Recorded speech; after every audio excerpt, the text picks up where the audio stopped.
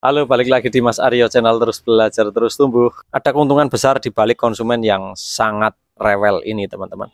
Jadi simak ya sampai selesai video ini, teman-teman. Jangan skip-skip, jangan putus-putus, biar pesannya tersampaikan secara utuh. Jadi nanti teman-teman tidak ada yang komentarnya bertanya sesuatu yang udah saya sampaikan di video ini atau mungkin ada salah paham. Nah, ini saya mau ngopi dulu ya. Isinya kopi robusta, saya giling sendiri dan saya pakainya tumbler begini kalau minum supaya awet panasnya. Ada beberapa potensi keuntungan buat kita yang besar. Ini aja, intinya poinnya ini aja ya, saya langsung sampaikan saja. Karena gini, konsumen yang menyebalkan itu, yang rewel, yang susah dilayani, yang kalau bicara, aduh, kurang etis banget kadang begitu ya, pakai bahasa-bahasa yang kasar, ya bikin kita capek kadang gitu ya. Itu dia mau belanja kemanapun, karakternya akan seperti itu. Akan sama, kalau di tempat kita orangnya rewel, dia belanja ke toko lain pun akan rewel. Sama, karena itu memang karakternya. Nah, kalau di tempat lain rewel, normalnya logikanya seperti yang saya sharingkan tadi, semua orang juga enggan melayani dia gitu ya, juga malas. Nggak semua toko punya karyawan yang bisa sabar melayani orang-orang model seperti ini kan. Nah, ini peluang yang saya bilang tadi. Kalau di tempat lain dia kurang dihargai, kurang dilayani akhirnya karena saking sebelnya orang yang melayani dia, sementara di tempat kita itu dilayani dengan baik, kira-kira dia kalau belanja akan kemana? Pasti akan kembali ke tempat kita. Contoh nyata teman-teman ya, di tempat saya ini ada beberapa orang, beberapa customer yang awalnya datang dengan seperti itu, datang dengan galak, kalau tanya nggak bisa pelan gitu ya, itu berapa? Kalau yang itu berapa? Kok mahal sekali? Di sana aja segini gitu ya. Nah, setelah dilayani, setelah saya berikan pelayanan, kemudian dia jadi membeli di sini, kalau saya ingat-ingat, dia sering kok belanja ke tempat saya, padahal katanya tempat saya mahal gitu ya. Kenapa dia balik? Pertanyaannya kan gitu. Ya jawabannya jelas ya, dia banding-bandingkan hanya untuk dapat harga yang lebih murah, berharap kemudian saya kasih diskon. Padahal rumusnya dagang nggak begitu ya. Makin konsumen bersikap seperti itu kan kita sebagai pedagang malah justru ya udah paham lah, model seperti itu cuma minta potongan atau diskon atau harga yang lebih murah. Jadi kita malah abaikan yang seperti itu. Tapi meskipun kita abaikan, kita pakai cara kata yang baik juga. Jangan terbawa emosi, intinya itu ya. Jangan tunjukkan raut wajah yang kita sebel sama dia. Nanti dia yang akan melunak sendiri, yang sudah-sudah seperti itu.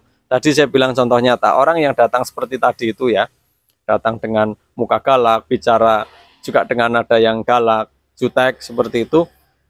Setelah dilayani, selain dia balik ke sini, ada satu momen customer ini datang kesekian kalinya ke tempat saya itu bersama orang lain.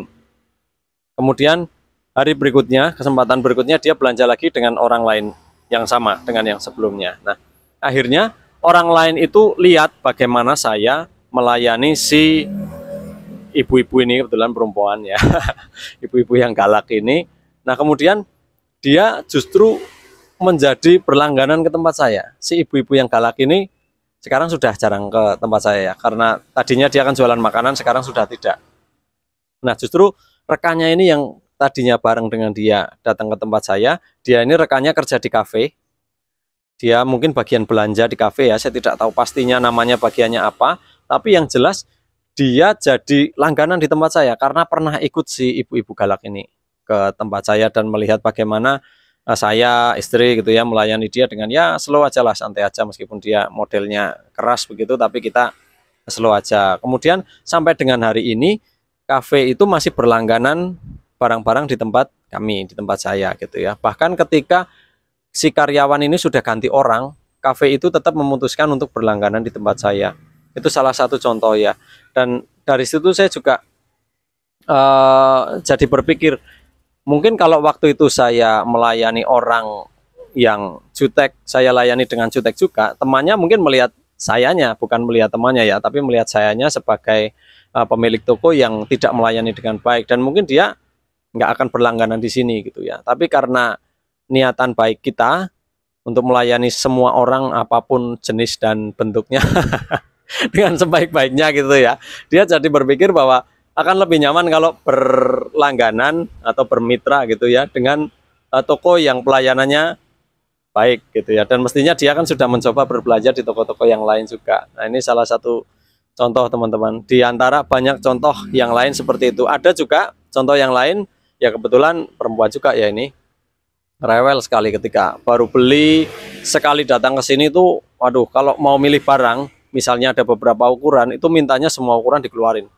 Saya kan biasanya tanya dulu kira-kira seberapa, supaya nanti ada beberapa opsi, beberapa ukuran akan saya keluarkan di kisarannya dia gitu loh. Jadi nggak terlalu banyak yang akan dikeluarkan, supaya dia juga milihnya bisa cepat. Maksud saya seperti itu ya, untuk membantu dia juga, terus membantu saya juga. Saya juga nggak harus keluarin semua barang di atas etalase gitu loh.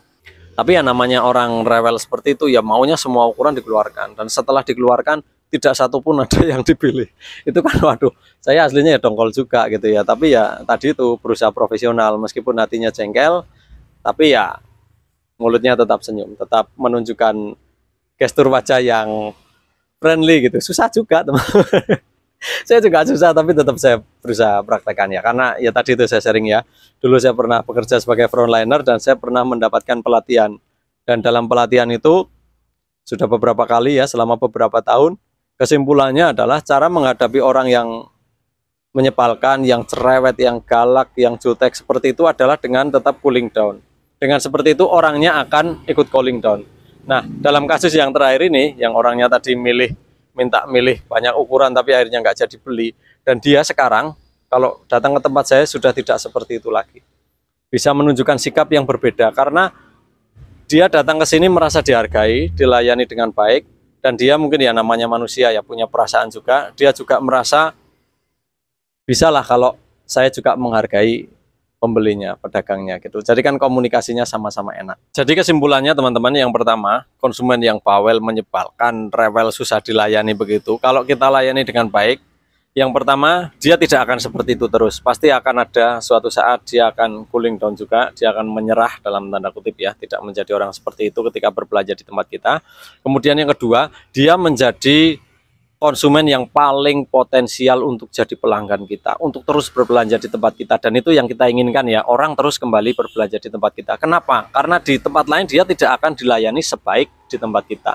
Ya, saya kira seperti itu teman-teman ya. Mudah-mudahan ini kasih insight ya, kasih masukan buat teman-teman, atau barangkali teman-teman punya pengalaman yang lain yang lebih banyak atau berbeda, teman-teman bisa tulis di kolom komentar supaya kita bisa berbagi pengalaman. Saya juga bisa belajar dari pengalaman teman-teman ya.